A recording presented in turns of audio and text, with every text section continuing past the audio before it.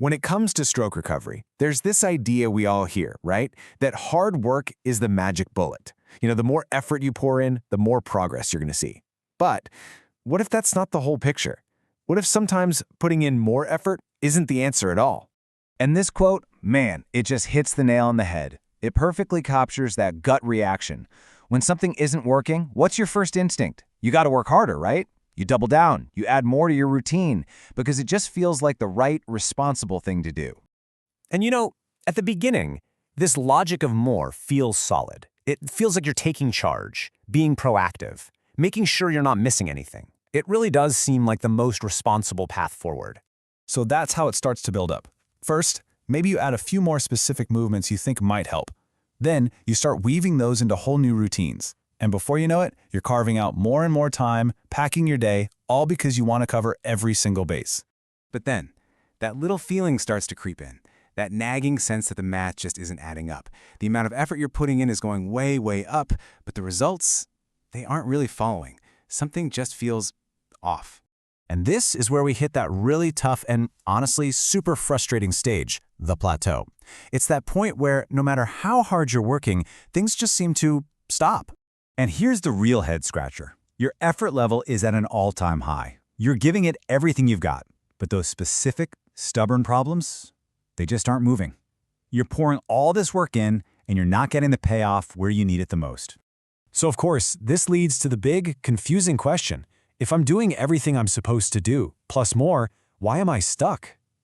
It kind of shakes that core belief we have, that hard work always pays off.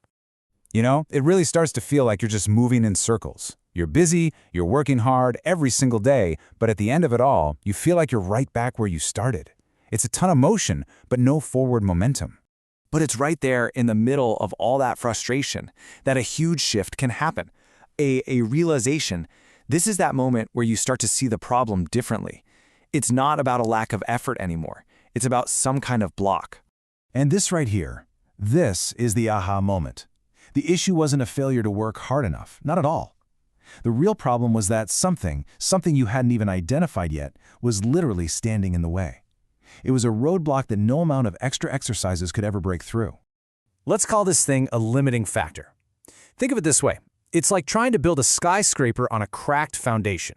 You can keep adding more floors, more exercises, more routines, but you're never actually fixing the core problem down below. You're just building on top of it. So what ended up happening was, instead of fixing the issue, piling on more exercises just made everything crowded. It was just more noise, more complexity, which actually made it even harder to pinpoint and solve that real underlying problem. This realization opens up a whole new way of thinking, a new framework.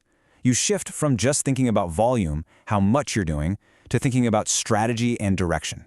It's not just about working hard, it's about working smart.